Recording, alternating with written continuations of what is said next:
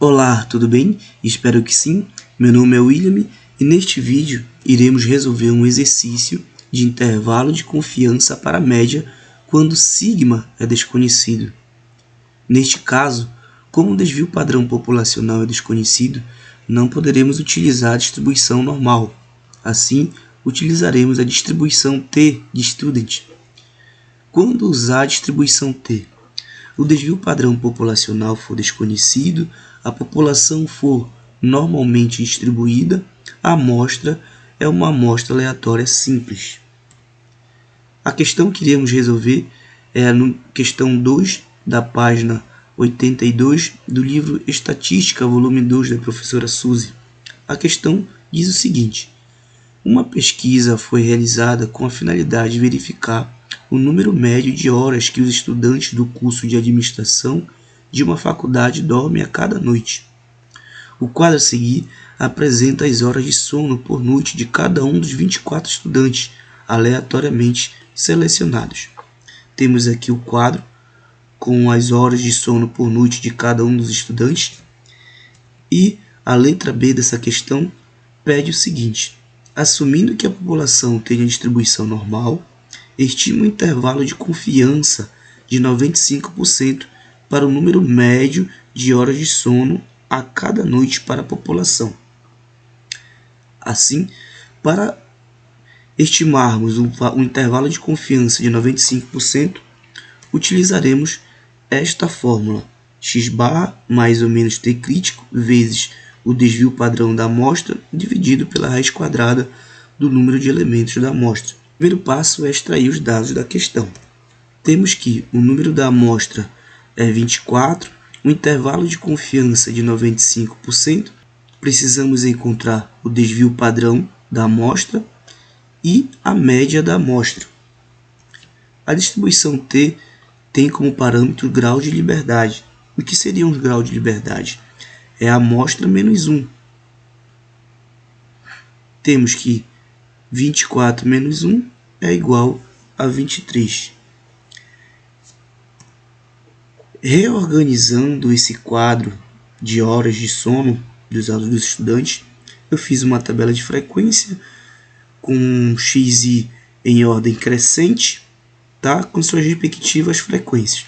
Então, vamos calcular a média da amostra. A média da amostra é o somatório de xi dividido pelo número de elementos da amostra, que é 24. Então, temos que a nossa média da amostra é igual a 6,89. Encontramos a média, agora vamos encontrar o desvio padrão da amostra. Como não temos o desvio padrão populacional, utilizaremos o desvio padrão da amostra. A fórmula é esta aqui. Temos que o desvio padrão é igual à raiz quadrada do somatório de xi menos x barra elevado ao quadrado dividido por n menos 1. Quem é o xi? O xi é cada um desses elementos da minha amostra, menos o x barra, que é a média que nós encontramos, elevado ao quadrado dividido por n. N é o número de elementos da nossa amostra, menos 1. Sendo assim, substituindo os valores e fazendo os cálculos, temos que o desvio padrão da nossa amostra é igual a 0,782. Diferente da distribuição Z, a distribuição T trabalha com a área dos extremos. Vejamos aqui, temos a distribuição Z e a distribuição T. Na distribuição Z, utilizamos a área que vai da média zero até o valor crítico. Na distribuição T, trabalhamos com a área da extremidade da curva. Sendo assim, temos aqui uma área de 95%, restam 5%, 5% é igual ao nosso alfa. Alfa dividido por 2, temos que essa área do extremo é igual a 0,025. Relembrando esse cálculo aqui, para encontrar o alfa, temos que 1 menos alfa é igual a 95%, ou 95% é igual a 0,95 dividido por 100 ou 0,95. É tudo a mesma coisa, tá? Só muda a escrita. Então temos que o alfa é igual a 1 menos 0,95. Alfa é igual a 0,05 ou 5%. Tá legal? Alfa dividido por 2 é igual a 0,025, que é a área da extremidade da curva, que é o que precisamos para encontrar o nosso T crítico.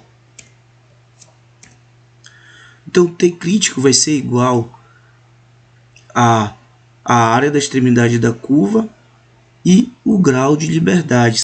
São os parâmetros que precisamos para encontrar o nosso T crítico lá na tabela. Sendo assim, tendo a área da extremidade da curva e o grau de liberdade, nós iremos lá para a tabela. Temos aqui a tabela de distribuição T de student. Na primeira coluna temos o grau de liberdade. Para a nossa amostra é de 23. E a área da extremidade da curva, que é 0,025. Então temos que o nosso T crítico é igual a 2,0687. Então, encontramos nosso T crítico. Sendo assim, já temos todos os dados para determinar o intervalo de confiança. Temos a média da amostra, o T crítico que acabamos de encontrar, o desvio padrão da amostra e o número de elementos da amostra, que é 24.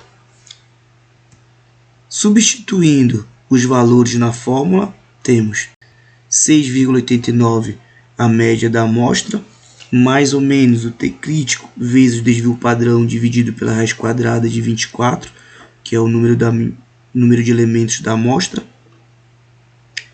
Fazendo esse cálculo, temos 0,33, que é o erro máximo aceitável.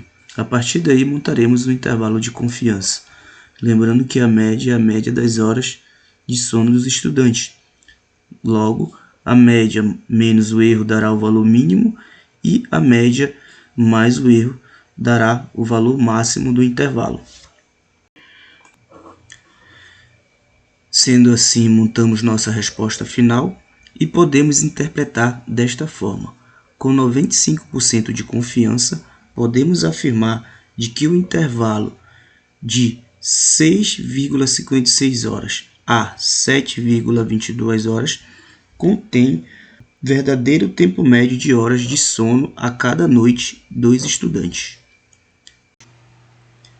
Essa é a resposta da nossa questão. Espero ter ajudado. Obrigado por assistir e até a próxima.